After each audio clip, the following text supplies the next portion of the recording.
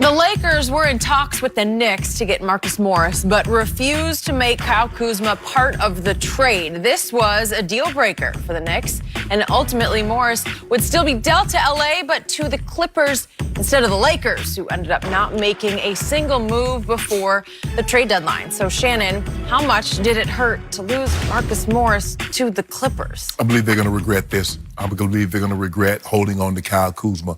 Now, I don't believe that Marcus Morris, Skip, he'll get the same opportunities that he got in New York. There's not going to be that many, that kind of shot selection to go around with Kawhi, with Paul George, with Trez, with Lou Williams, because that's going to be a great closing lineup at the end of the day. And even starting, he's going to go into the starting rotation as he replaces Harkless. But Skip, Morris is a 3D guy. He shoot the three, he can D you up. And that's another 44% from. And he's shooting 6 a game. Whew. So that's another guy that can throw at LeBron. So now if let's just say we believe LeBron's going to play somewhere between 36 and 40 minutes of a 48-minute game in the playoffs. That's Morris, Kawhi, and Paul George that you can throw at him all 38, 36 to 40 of those minutes. I believe they'll go third, a third, and a third. Yes. Yep. And that's a heck of that's a nice triplets to be able to throw at LeBron. Skip, look, the Lakers knew he was worth something. Mm-hmm. This is why they were going after him. You're not just getting a guy like, okay, he's on a buyout contract. They believe that he could help them. Mm-hmm. I believed he can help them, and not only could he help them, it would have hurt the Clippers because the Clippers wouldn't have gotten him. Mm-hmm. Now the Clippers hurt the Lakers by getting him, and the Lakers don't have him. Look, I don't trust Kyle Kuzma come playoff time. I don't. When it's all said and done, Skip, I'd rather have a guy that's been there. Mm-hmm. I'm not saying that he's Kevin Durant. He doesn't need to be. Give me a guy that's been in big moments, that's played in big games, as opposed to a guy that he's young and he might. I don't do well with that. Give me the guy that's proven.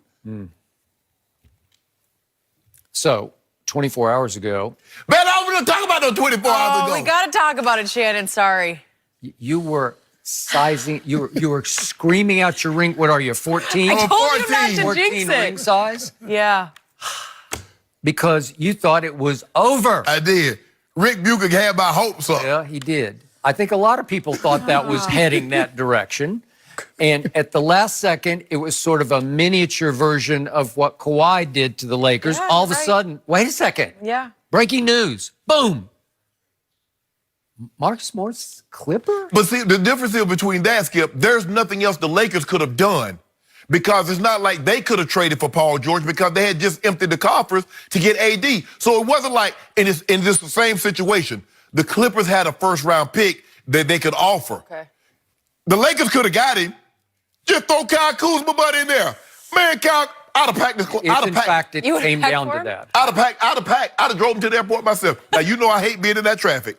But I'd have got on the 405 and went and picked his butt up, because I think he's staying in the marina, and drove him. Yes, I'd have came from my place, through all that traffic on the 405, went to the marina, got his butt, and drove him back to the airport. How nice of you. So to me, step back perspective on this, the Clippers just seem to be playing more and more chess to the Lakers' checkers. It seems like the Clippers are now the LA team that is tone-setting, proactive, and the Lakers just keep flailing reactively. Okay. Well, we tried, Skip. I got it. I got it. But it just seems like Jerry West, now running the Clippers, keeps pulling off little genius moves just the way he did once upon a time for the other LA team, the Lakers. That's what it feels like to me. And it's like the Clippers under Steve Ballmer are becoming Google and Amazon and Apple. You know, it's like they're all rolled into one, and it's feeling more and more like the Lakers are this generic startup company. We AOL. Yeah. Oh, that's old news, That's AOL. old. You That's don't want to be old news. anymore. I'll accept that.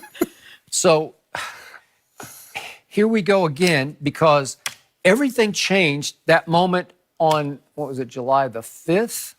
Friday night, July 5th, when we had a pretty sizable earthquake here in Los Angeles in Southern California that rippled all the way to Las Vegas because there was a Summer League game and it was shook up. Yep. And what was it, maybe an hour later, that another quote-unquote quake hit the NBA world. And what? And I can't get out of my head. I looked at ESPN.com and I saw a picture of Kawhi in a Clipper jersey. And I thought, what? No, wait a minute. No. I did the same thing. I thought somebody photoshopped it. No, wait a second. No, you got it back. Because it was like a foregone conclusion he was going to be a Laker. Yep. Wow. And we all got bamboozled by that one. Yep. And it felt that way to me on a much smaller scale yesterday, because for Mo Harkless and a protected first, and then they threw in a second, it just didn't seem like enough. I don't know. There has to be some other machination going on that Jerry West pulled off.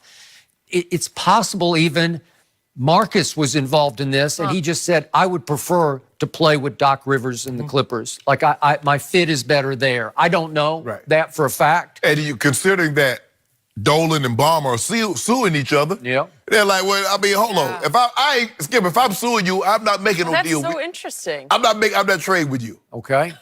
You my enemy. Keep business separate in that sense? Could be right. So I told you yesterday, I'm going to restate my position on Marcus Morris. I don't like him as a human being because of what he did to the Spurs, because that was some dirty pool. Well, that might play something in it, because Rich Paul. Maybe. Yeah, because the Spurs thought they had sort of a verbal handshake type agreement, and at the last second, the Knicks came with a little more money, and he said, I'm going to the Knicks. And Rich Paul was so disgusted by that, he cut ties with Marcus Morris. You got to. Yeah, and I admired that greatly. Most agents will do that, Skip. If an agent, because obviously the agent is speaking to the team, and if the agent calls and says, okay, we have a deal. Okay. Football, baseball, it doesn't matter, Skip. It doesn't matter the sport. All right. You give that agent, give you his word. Got it. You got to follow through. Bingo. Agreed.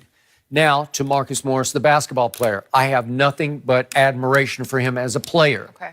He's a tough guy. He will take and he will make big shots in big moments. He will play hard, smart, savvy, gritty, sort of gray area defense.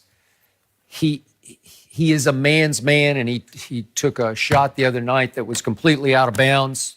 Remember where he made a female reference and he apologized for it? Yeah. But he's one of those old school tough guys who he'll fight you. Yeah. And literally. He will literally fight you.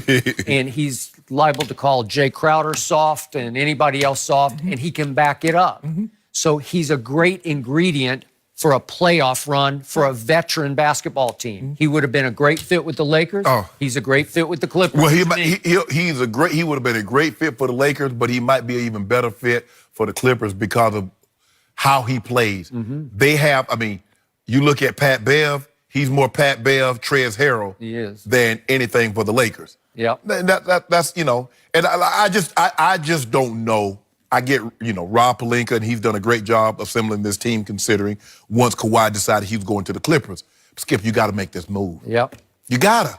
So I've told you before, I love Kyle Kuzma. I just don't love him for your team. Yeah. There's some way he doesn't fit in there. And I don't know exactly what the locker room machinations are, but somehow LeBron and AD are not going to buy in, because you have to buy into him as if he is Lou Williams, but he doesn't have Lou's pedigree. No. He doesn't. He hasn't earned the right to be Lou Williams. No. They would just have to make him their Lou Williams. Right. So when he comes in the fourth quarter, they have to feature him and defer and play to him. Right. And they're not going to do that. LeBron's not going to do it. No. So he's the odd man out here. And I agree with you. They should have just cleared the decks with it, especially if you could bring it. And I don't know if it did come down just to that, but you're probably right. It probably did. And if it did, Pelinka made the wrong move. And if LeBron's body language last night was any indication, he really made the wrong move. I mean, I'm watching the game, and here's the thing. He just gets the ball. He might have LeBron and another guy ball handle on the wings. He wants to drive the ball up. He gets a charge, turnover. Yep. So last night, he has the ball. LeBron cuts through the lane, wide open. Nobody's under the hoop. He got his head down looking for his shot. Yeah, I got it. He plays without the confidence he had the last 2 years, because he looks unsure, but his light is so green, he's just going to go, and now he's going to play out of control. Skip, his rookie year, there's no expectations. Last year, we like, maybe they can make the playoffs, but, you know, be an 8 seed, a 5th seed, or something like that.